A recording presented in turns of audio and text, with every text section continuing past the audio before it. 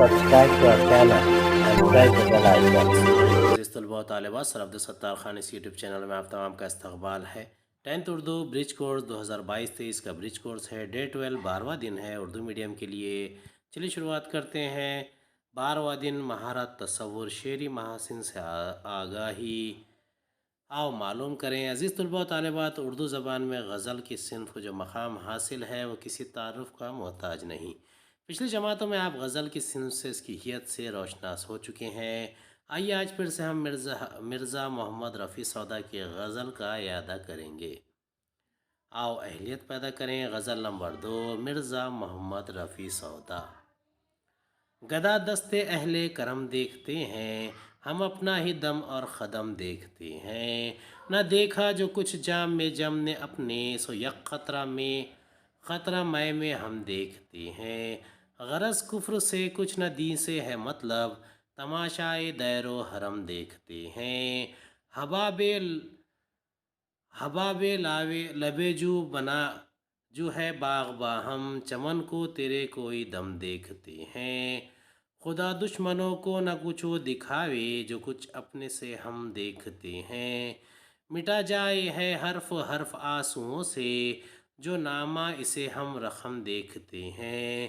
مگر تجھ سے رنجیدہ خاطر ہے سودا، اسے تیرے کوچے میں کم دیکھتے ہیں۔ مندرجہ بالا غزل کا بغور مطالعہ کر کے سرگرمیاں مکمل کریں۔ پہلی سرگرمی ہے شعر کی تشریح کیجیے۔ خدا دشمنوں کو نہ وہ کچھ دکھاوے، جو کچھ دوست اپنے سے ہم دیکھتے ہیں۔ شاعر کہتا ہے کہ دوست، آشنا اور دیگر قرابت دار ہمیں جو چوٹ پہنچاتے ہیں اور جس شدید قسم کا دھوکہ دیتے ہیں، وہ بیگانے اور غیر بھی نہیں کرتے۔ ایسے ہی دوستوں کی مہربانی سے شاعر کو انتہائی تکلیف بھرے ایام سے گزرنا پڑ رہا ہے۔ کرب کا یہ تشدد اسے یہ کہنے پر مجبور کر رہا ہے کہ خدا دشمنوں کو بھی یہ دن نہ دکھائے۔ سرگرمی نمبر 2 ہے سند کی پہچان کیجیے۔ گدا دست اہل کرم دیکھتے ہیں، ہم اپنا ہی دم اور قدم دیکھتے ہیں۔ مندرجہ بالا شعر کی سند کی عمدہ مثال ہے۔ سرگرمی نمبر 3 ہے مطلع کی پہچان کیجیے۔ غزل سے مطلع کا شعر تلاش کر کے لکھیے۔ پہلے کا جواب ہے صنعت تجنیس سے ناقص یا صنعت تجنیس سے زائد۔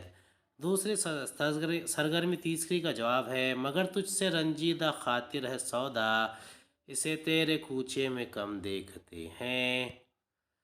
آؤ مشق کریں۔ غزل سے مطلع اور مقطع کا شعر تلاش کر کے لکھیے۔ گدا دست اہل کرم دیکھتے ہیں، ہم اپنا ہی دم اور قدم دیکھتے ہیں۔